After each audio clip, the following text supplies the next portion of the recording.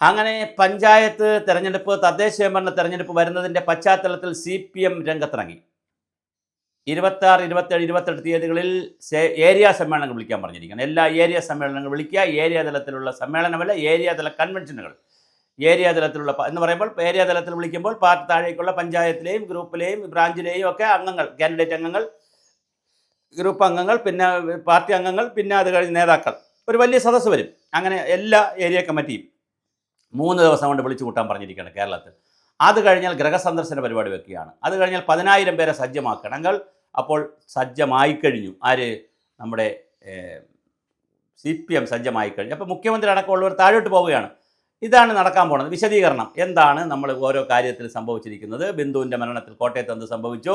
മിഥുൻ്റെ മരണത്തിൽ എന്ത് സംഭവിച്ചു? ആരാണ് പ്രതി? പറയുമ്പോൾ ആരും പ്രതി കാണത്തില്ല. ഇത് കണ്ടുകൊണ്ടിരുന്നവരായിരിക്കും പ്രതി.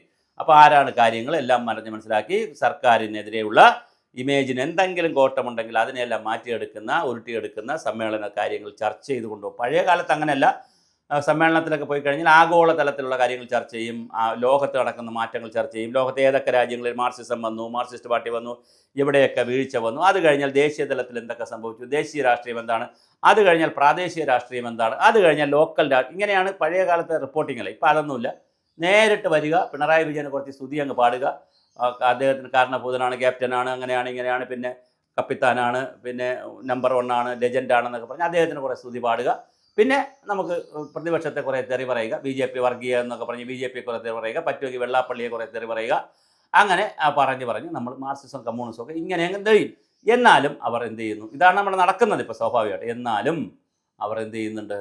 വളരെ മനോഹരമായ രീതിയിൽ 3 ദിവസത്തെ സമ്മേളനം വെച്ചുകൊണ്ട് കേരളമാകെ ഇളക്കി മറിക്കാൻ പോവുകയാണ്. തയ്യാറെടുപ്പ്. ഇനിയിപ്പോൾ കോൺഗ്രസും വരും.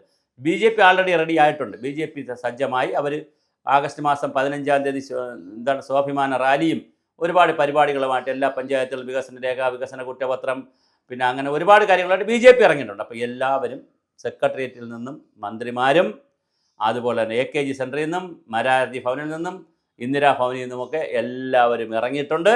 ഇനിയിപ്പോൾ നമുക്ക് കേരളത്തിലെ തീരപ്രദേശങ്ങൾ മുതൽ മലനാട് വരെയുള്ള പഞ്ചായത്തുകളിൽ ഇവരുടെ ശബ്ദം കേൾക്കാം. കൊച്ചു കൊച്ചു കൂട്ടായ്മകൾ, കൊച്ചു ഇവിടെ ആളുകളെ വിളിച്ചിരുത്തി ബോധവൽക്കരിക്കും. ഞങ്ങളാണ് ശരി, ബാക്കി എല്ലാവരും തെറ്റാണെന്നുള്ള വലിയ ന്യായീകരണ പരിപാടികൾ നമുക്ക് കേരളത്തിൽ ഉടനെ തന്നെ കേൾക്കാം. പഞ്ചായത്ത് തെരഞ്ഞെടുപ്പിന് മുമ്പേ വീടുകളിൽ ആളുകൾ വരും. ഇപ്പോൾ ഉടനെ തന്നെ വോട്ടേഴ്സ് ലിസ്റ്റ് വരുമെന്നാണ് കേൾക്കുന്നത്.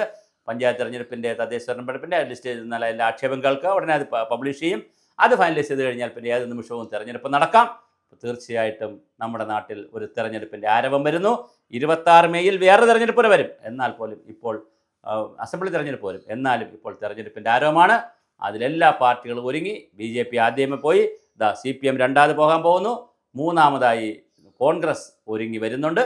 അവരും താഴേക്ക് വരും. അപ്പോൾ എല്ലാവരും കൂടെ ആകുമ്പോൾ ഇനി ബഹളമെല്ലാം സംസ്ഥാന തലത്തിൽ തീർന്നു. ജില്ലാ പ്രാദേശിക തലങ്ങളിലേക്കുള്ള ആരവവും ആളൊരുക്കവും ആറാട്ടുമൊക്കെയാണ് ഇനി നടക്കാൻ പോകുന്നത്. CPM അതിൽ ഇപ്പോൾ മുമ്പോട്ട് പോയിട്ടുണ്ട്. പിന്നെ ഏരിയ യോഗങ്ങളാണ് വിളിച്ചിരിക്കുന്നത്. എന്തായാലും വരും ദിവസങ്ങളെന്ന് പറയുന്നത് രാഷ്ട്രീയ കേരളം അതിഗൗരവമായി ചൂടുപിടിക്കും.